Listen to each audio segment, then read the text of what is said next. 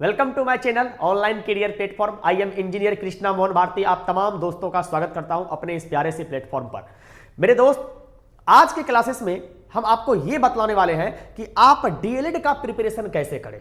अब आप बोलेंगे सर जी डीएलएड का तो बहुत कम टाइम बचा हुआ है, हो सकता है कि 15 दिन में भी एग्जाम आ जाए, हो सकता है कि 1 महीने बाद भी एग्जाम हो, लेकिन जैसा संभावित लग रहा है कि अभी डीएलएड का एग्जाम कम से कम 1 मंथ तो बिल्कुल नहीं ही होगा। यह बात आप दिमाग में रख करके चलिए, ठीक ना।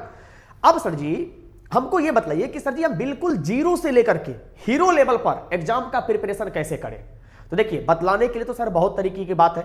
हम आपको यह भी बोल सकते हैं कि सर जी सबसे पहले अगर आपको जीरो लेवल से लेकर के हीरो लेवल तक तैयारी करना है, कहां से, मान लीजिए आप जीरो लेवल पर हैं और जीरो से कहां तक तैयारी करना है, हीरो लेवल।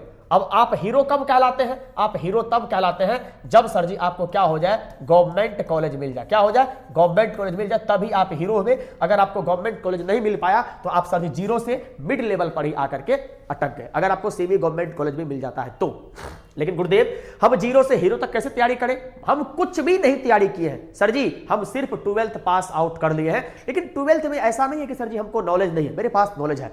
अगर आप कहीं ना कहीं 12th पास किए हैं तो आपके पास में स्किल है, स्किल 110% आपके पास में क्या है, स्किल है।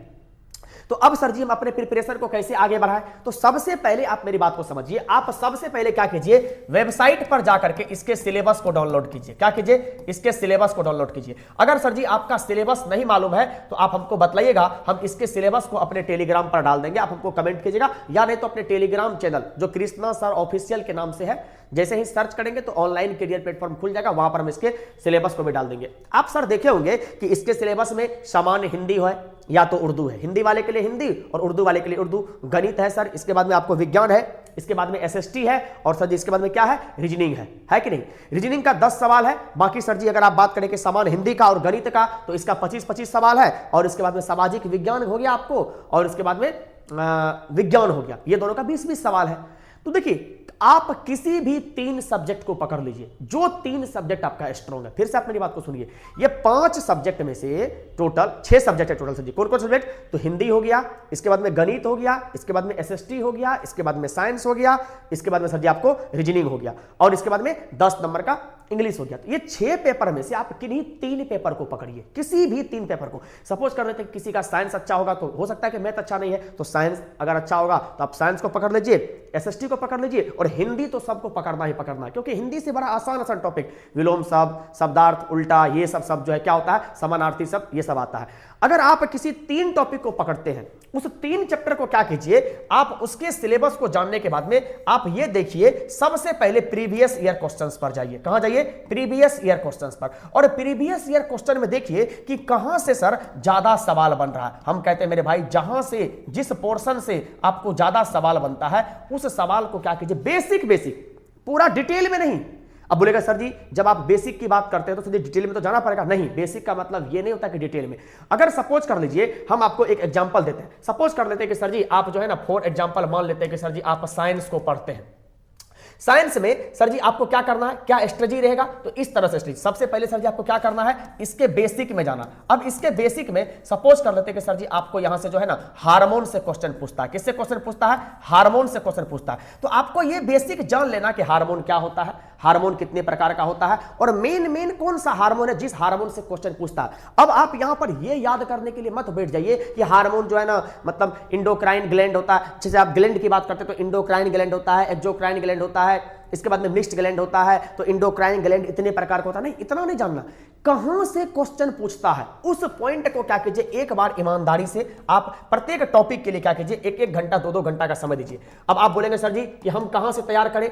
अब तैयार करने का सर जी बहुत सारा सोर्स है। अगर कुछ नहीं आता है आपको तो आपके पास में किताब है, अगर किताब नहीं है तो आप कहीं ना कहीं क्या कर सकते हैं सर जी, किसी चैनल का सहायता ले सकते हैं। और चैनल का सहायता लेने के लिए अगर आप मेरिटोरियस विद्यार्थी हैं, अगर आप मेहनत करना चाहते हैं तो आप यूट्यूब के माध्यम से भी क्या कर सकते हैं, इन कामों को बेहतरीन तरीके से कर सकते हैं। कोई ना कोई यूट्यूब पर हमारे तरह लोग मिल जाएंगे जो आपको इस तरह से करवाएंगे। या जैसे सपोज कर लीजिए कि साइंस में ग्लैंड, अब ग्लैंड नहीं है तो छोटा छोटा टॉपिक इसमें से क्या कर लेना है, बेसिक लेवल पर सेलेक्ट कर लेना है। अगर मान लीजिए सर जी आपको इसका क्या हो गया, पहला बेसिक कॉन्सेप्ट आ गया, तो अब आप क्या कीजिए, कोई भी एक ऑथेंटिक बुक मार्केट से खरीद लीजिए और मार्केट से इसके बेसिक कराने के बाद में इस चैप्टर का सर जी क्या कर लीजिए, आप कम से कम 50 क्वेश्चन कर लीजिए। क्या कर लीजिए, इस चैप्टर का टॉपिक वाइज क्या कर लीजिए, सेकंड। देखिए ये हो गया पहला स्टेप बेसिक। सेकंड स्टेप क्या हो गया कि आप कोई भी 50 क्वेश्चन कर लीजिए और थर्ड स्टेप में अब आप क्या कर लीजिए सर जी, इसको आगे बढ़ जाइए। सेकंड स्टेप में यहां पर छोड़ दिए। अब इसी प्रकार सर जी आपको 3 सब्जेक्ट में कम से कम करना है, 1 सब्जेक्ट, 2 सब्जेक्ट और 3 सब्जेक्ट में, समझ रहे हैं ना। तो 3 सब्जेक्ट में आप कीजिए और उसी प्रकार से पहले बेसिक, फिर उस चैप्टर से रिलेटेड कम से कम मिनिमम 50 क्वेश्चन और थर्ड में क्या कीजिए सर जी, आप जो है कम से कम मिक्स क्वेश्चन करने का कोशिश कीजिए। और ये मिक्स क्वेश्चन बिल्कुल PYQ करना और कुछ नहीं करना। PYQ मतलब क्या होता है, जो प्रीवियस ईयर एग्जाम में पूछा गया, और कोशिश कीजिए कि कम से कम पिछले 5 साल का 5 ईयर क्या करना है, PYQ को बना लेना। देखिए अभी आप जब PYQ बनाइएगा तो PYQ में कोशिश कीजिएगा कि सिर्फ अगर आप साइंस पढ़े हैं तो साइंस का ही PYQ बनाए।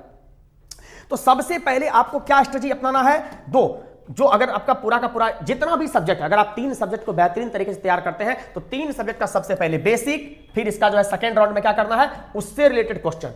3 चैप्टर में अगर तीनों का तीनों कर लिए तो चौथा स्टेप में क्या करना है, तीनों चैप्टर का जो मिक्स PYQ क्वेश्चन है आप उसको बनाइए। हम कहते हैं कि सर जी यहां से आपको एक बहुत बड़ा पोर्शन कवर अप हो जाएगा। कम से कम सर जी हम बोल सकते हैं कि सर जी 90 नंबर का पोर्शन तो यही 3 चैप्टर, अगर आप कोई भी 3 सब्जेक्ट को चूज करते हैं तो यहां से कवर अप हो जाता है। अगर आप इस 3 चैप्टर पर भी बचे हुए समय में 1 महीना काम कर लेते हैं इस तरह से, क्या बेसिक को डिटेल में नहीं जाना है, बेसिक नॉर्मल जो आता है उस बेसिक को, बेसिक के बाद में उससे रिलेटेड सर जी क्या करेंगे, 50 क्वेश्चन चैप्टर वाइज। फिर इसके बाद में सर जी वो तीनों चैप्टर को मिला करके मिक्स क्वेश्चन, अगर आप यहां तक कर लेते हैं तो यकीनन मानिए आप गारंटी से सेलेक्ट हो जाएंगे। और इसके बाद में अब वो जो 2 चैप्टर है, उस 2 चैप्टर से थोड़ा बहुत उसमें क्या करना आपको, अब जो बाकी बच गया 2 सब्जेक्ट जिसमें आपको इंटरेस्ट नहीं आता है, बाकी जो 2 सब्जेक्ट बच गया है जो आपका कम इंटरेस्ट है। अब सर जी सबका अलग अलग होगा, किसी का SST में इंटरेस्ट होगा तो मैथ्स में नहीं होगा, किसी का मैथ्स में होगा तो SST में नहीं होगा। तो आपको जो 2 सब्जेक्ट में कम इंटरेस्ट है आप इसका फिर क्या कीजिए, हल्का हल्का बेसिक कीजिए, अगर समय मिलता है तो हल्का हल्का बेसिक। अब इसका बेसिक के बाद में सर जी आपको, ये तो पहला राउंड हो गया, ये इसका फर्स्ट राउंड हो गया।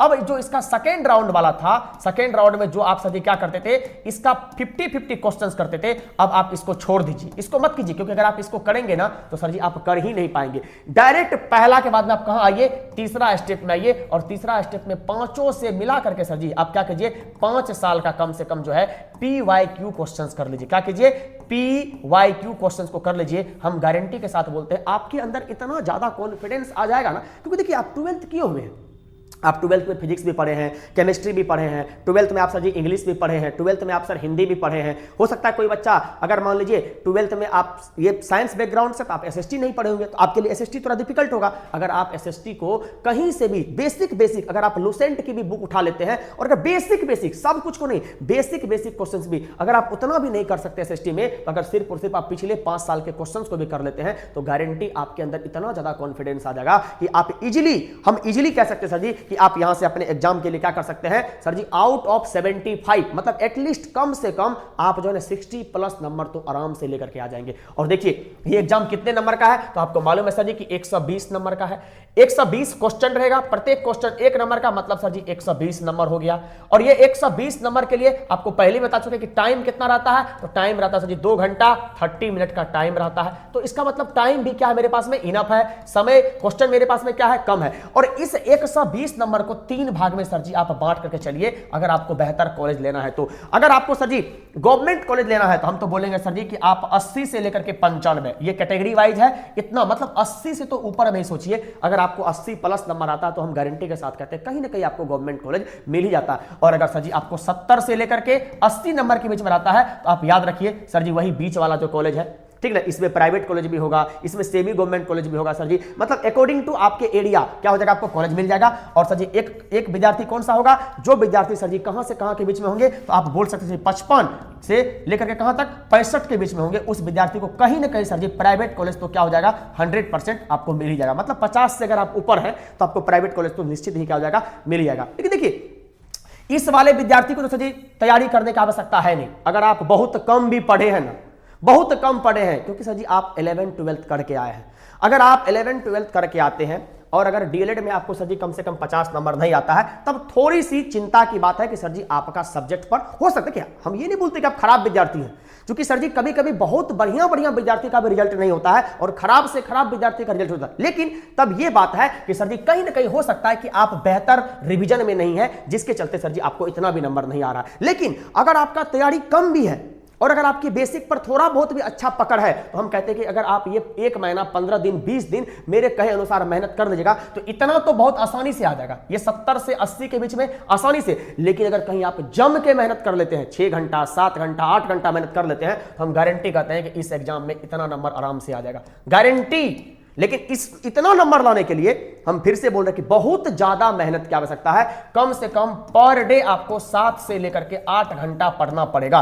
लेकिन इस 70 से 80 नंबर लाने के लिए अगर आप सर जी 3 से लेकर के 5 घंटा भी पढ़ते हैं तो आप इजीली यहां इतना नंबर ले आ पाते हैं, ठीक है ना। तो भैया आशा नहीं पूर्ण विश्वास करते हैं कि अगर आप इस अंदाज में इसका प्रिपरेशन करते हैं तो आपको सेमी गवर्नमेंट, प्राइवेट या इस प्रकार का कॉलेज जो बिहार में है वो आपको मिल जाएगा, ठीक है ना। चलिए, अगर आपको इसी तरह का इंफॉर्मेटिव वीडियो चाहिए तो प्लीज आप हमारे चैनल को लाइक, शेयर और सब्सक्राइब कीजिए और हमारे यूट्यूब को क्या कीजिए, बहुत सारा प्रेम दीजिए। चलिए, इसी के साथ हम अपने वाणी को विराम देते हैं। तब तक के लिए बाय बाय, टेक केयर, शुभ संध्या, शुभ रात्रि, आपका दिन शुभ हो और भगवान करे आपको वो सब कुछ मिले जो आप चाहते हो।